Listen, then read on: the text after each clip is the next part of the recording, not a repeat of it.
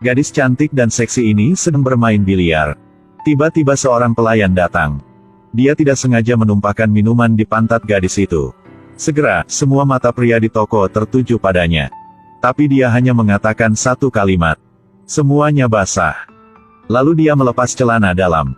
Dan menggunakan itu untuk mengikat rambut dia. Kemudian terus bermain biliar. Sekelompok pria melihat hal itu juga membungkuk untuk melihat dia.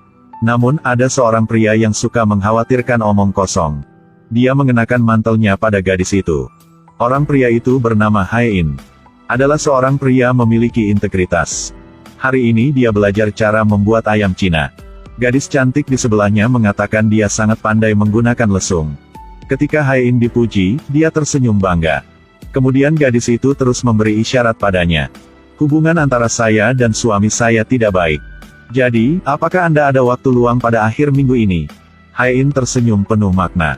Gadis itu berpikir bahwa Hae-in mengerti apa yang dia maksud. Siapa yang mengira bahwa Hae-in akan memberinya sebotol anggur. Dan mengatakan padanya untuk minum dengan suaminya. Dan hubungan dia dengan suaminya akan menjadi lebih baik. Lalu dia melambai-lambaikan tangannya dan melompat-lompat pergi. Meninggalkan gadis yang berdiri di sana tersenyum pahit. Sungguh seorang pria yang tidak bijaksana. Hae-in baru saja berbelok ke jalan lain. Dia melihat seorang wanita masuk ke mobil saudara iparnya dan setelah itu menciumnya. Hae-in merasa sangat malu ketika melihat hal itu. Hari ini adalah hari ulang tahun kakak iparnya. Tapi dia masih menggoda gadis lain. Sebagai adik ipar, saya menyarankan Anda untuk jujur. Kakak ipar juga meminta maaf penuh ketulusan. Dalam hal ini, tidak bisa menyalahkan saya. Kak ipar dia ada pengalaman dalam hubungan cinta selama 20 tahun. Tapi tidak pernah mengambil inisiatif. Ketika sampai di rumah karena sudah terlambat jadi mereka diinterogasi. Tetapi ipar memberikan istrinya bunga dan hadiah. Menambahkan bubuk biliar yang dioleskan pada tangannya. Jadi dia lolos dari bencana ini. Hae-in awalnya ingin mengekspos kakak iparnya. Tetapi dia tidak bisa terduga bahwa saudara ipar istrinya juga mengoleskan bedak pada tangan dia. Dia juga mengedipkan mata padanya. Mengatakan bahwa dia masih ingin melawan dengan dia pada hari besok. Meskipun dia pergi merawat bunga lain pada siang hari. Namun pada malam hari energi masih sangat kuat. Tetapi Hae-in. Dia hanya melakukan setengah putaran tetapi punggung dia terpelintir. Istrinya terdiam, kesal. Hari berikutnya dua orang pria sedang mengeringkan celana pendek mereka. Hae-in juga melihat istrinya menertawakannya. Di malam hari, keduanya bertemu di tempat main biliar seperti yang dijanjikan. Kakak ipar juga membawa seorang gadis cantik datang ke sini. Tubuh yang seksi ini. Postur berdiri ini, senyum ini. Membuat Hae-in terkejut lihat dia. Saat ini, pelayan mengeluarkan minuman. Kak ipar pura-pura tidak sengaja menumpahkan minuman itu ke pantat gadis cantik itu. Meski tak bisa melepaskan pandangannya dari gadis itu. Ia tetap memilih menjadi gentleman. Tetapi perlakuan ini sudah menarik perhatian gadis cantik itu. Hari ini ketika Hae-in sedang menyiapkan untuk menutup warung. Gadis cantik tadi, tiba-tiba muncul di restoran. Hae-in membuatkannya semangkuk mie kacang hitam. Setelah sejenak mengenal wanita ini, dia tahu bahwa nama wanita ini So-hee. Semakin banyak mereka berbicara, semakin mereka merasa cocok satu sama lain, bahkan mereka berdua menyukai makanan Cina. Mungkin ini adalah takdir dari kehidupan sebelumnya. Jadi sebelum meninggalkannya gadis ini memberi isyarat bahwa saya akan datang lagi. Aku ingin tidur dengan kamu. Saat ini hatinya seperti sedang naik roller coaster. Dia ragu-ragu. Tetapi akhirnya, dia masih memilih cara yang paling pandai. Karena itulah pertama kali jadi Hae-in ada agak panik. Jadi dia minum alkohol untuk menyembunyikan kegembiraannya. Sesampainya di rumah dia mulai pergi ke kamar mandi untuk mandi. Perlakuan aneh ini membuat Ye Jin curiga. Memang, dia menemukan celana dalam gadis itu di dalam saku celana Hae-in. Tidak ada cara lain, dia hanya bisa menyalahkan saudara iparnya. Saudara iparnya sangat berani. Sudah tidak membuka kedok kebenarannya. Itu milikmu. Aku mau memakainya jadi aku sudah membeli. Akhirnya, saudara ipar harus diam-diam menderita pertempuran sendirian. Hae-in datang menemukan saudara iparnya untuk meminta maaf. Tapi tidak menyangkai saudara iparnya tidak marah. Adalah seorang playboy. Menghadapi dengan hal-hal seperti ini hanya adalah masalah kecil. Keesokan harinya dia membelikan istrinya tas baru. Istrinya sangat senang. Dia membawa tas ke pasar untuk pamer. Tapi siapa tahu gadis ini tidak bisa melihat barangnya. Sehingga membuat orang istri itu menjadi malu. Dia hanya bisa membawa tas pulang rumah. Hasilnya dia hanya berbalik, dia mengalami kecelakaan. Kakak ipar yang malang kehilangan istrinya. Ada seorang istri yang cantik seperti bunga tapi dia tidak hargai. Ketika itu sudah hilang, dia baru saja merasa menyesalinya. Dia mulai menjalani kehidupan. Minum alkohol setiap hari. Yejin tidak tahan melihat kakaknya seperti itu. Jadi dia menasihatinya untuk pergi keluar mencari kesenangan seperti dulu. Kakak ipar mengira bahwa Hae-in memberitahu adiknya. Yejin berkata, sebenarnya, kakak ipar sudah tahu semua tentang kakak di luar. Hanya karena keluarga jadi dia sudah pilih untuk bersabar. Dengan kalimat ini, itu membuat dia merasa lebih menyesal. Jadi dia membawa sebuket bunga untuk meminta maaf kepada istrinya. Tetapi menemukan di depan makam ada buket bunga dari orang lain. Hal ini membuat dia merasa ada yang tidak beres. Dia cepat-cepat pulang rumah dan buka kabinet. Hal yang tak bisa terduga, dia selalu memikir dia sendiri diri adalah playboy. Tapi orang yang masih tidur dengan dia, bahkan level istri dia lebih tinggi dari dia. Keesokan harinya, saudara ipar datang ke makam untuk menunggu. Akibatnya, dia memang bisa bertemu pria itu. Dia sedang menyiapkan memberinya sebuah pelajaran untuk orang pria ini. Tapi dia dimarahi oleh pria ini. Dia bilang bahwa apakah Anda tahu betapa istri Anda mencintai Anda? Dia selalu berkorban untuk keluarga. Tapi suaminya selalu menggoda gadis lain di luar. Selalu meninggalkan istrinya sendirian di kamar. Dia juga merasa sangat kesepian. Meskipun kalimat ini bermaksud sangat menghina. Meskipun itu berarti lebih banyak penghinaan. Kakak ipar meraih kerahnya. Tapi tinju ini yang terangkat akhirnya jatuh. Sedangkan, Hin di sini karena bisnis restorannya tidak bagus. Jadi saya selalu dimarahi oleh Yejin. Hae-in sangat pusing. Dia jelas ingin membuka restoran makanan Cina. Karena Anda tidak setuju. Semakin dia memikirkannya, semakin bingung. Ketika memikirkannya, Sohee masih adalah orang yang paling mengerti dia. Jadi dia berinisiatif untuk datang ke rumah Sohee.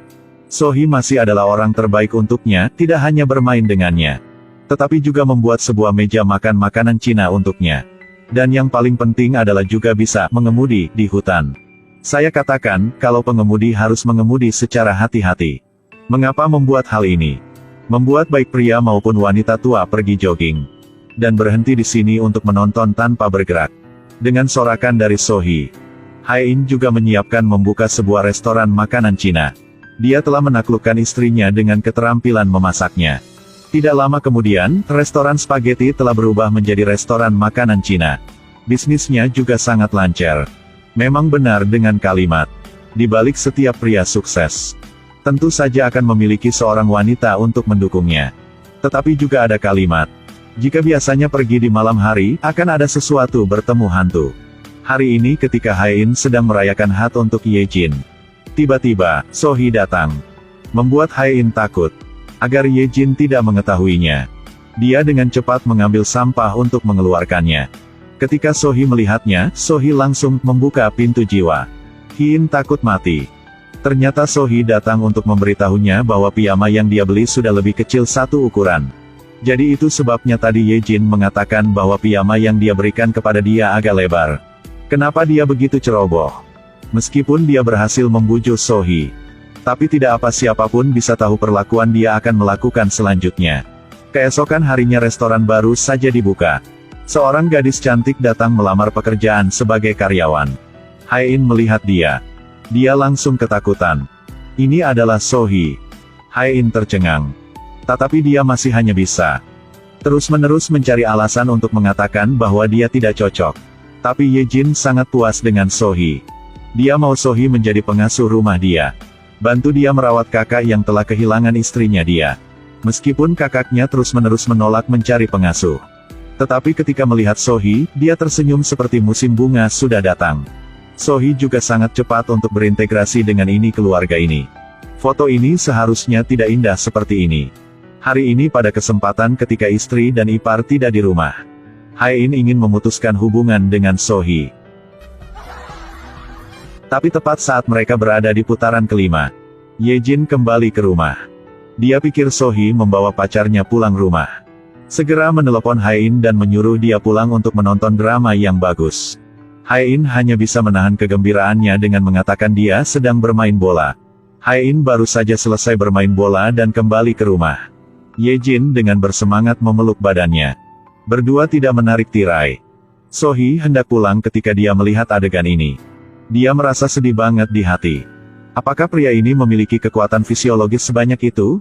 Beberapa hari kemudian, Ye-jin mengatakan dia sudah hamil. Ini sebenarnya kabar yang bagus. Tapi Hai-in merasa dia memiliki banyak hal di hatinya. Dalam hatinya dia pikir, di masa depan, pasti dia akan bersikap baik pada istrinya. Tapi dia tidak bisa tahu bahwa dia masih pikir dia playboy. Sebenarnya di sebelahnya juga ada playboy plus. Ternyata Ye-jin sudah menjalin hubungan dengan Koki dalam waktu sangat lama dulu. Hari ini keduanya sedang berbelanja di supermarket. Keduanya menerima pesan ancaman. Ye-jin mengetahui bahwa setelah waktu yang lama, dia tidak bisa mengendalikannya. Dia segera pergi ke kakak laki-lakinya untuk meminta bantuan. Untuk melindungi keluarga adiknya. Kakak sudah coba bantu dia. Dia menarik Koki dan mengemudi di jalan dengan kecepatan sangat cepat lalu remblong. Beberapa kali seperti itu membuat Koki itu takut. Bahkan mengancamnya dengan kematian. Koki itu benar-benar takut. Dan berkata dia akan segera meninggalkan tempat ini. Hai-in di sini juga tidak punya waktu luang. Dia mengundang So-hee ke restoran bintang 5. Dia harap berdua cinta dan putus dengan bahagia. Lagi pula dia sudah menikah. So-hee ketika melihat dia memutusnya. Dia menjadi marah. Pelayan, Anda membawa semua makanan ke sini. Bahkan membagikan alamat restoran. Ye-jin dan ipar membaca kabar ini. Mereka pergi ke restoran dengan cepat. Hai-in melihat istrinya datang. Buru-buru bersembunyi di tanah. Kemudian berkat gerobak makanan, dia lolos. Ketika hendak pergi keluar, dia cepat merebut iparnya. Kak harus menyelamatkan saya. Saya berjanji untuk menjadi orang yang baik mulai sekarang. Tujuan kakak iparnya datang ke sini. Awalnya ingin adiknya memiliki keluarga yang lengkap. Tapi dia melihat permintaan maaf yang tulus dari Hai-in. Jadi jangan ragu untuk membantu adiknya. Ipar hanya perlu melakukan satu hal dan menyelesaikan kedua masalah. Dia tidak ragu untuk duduk di tempat duduk adik iparnya.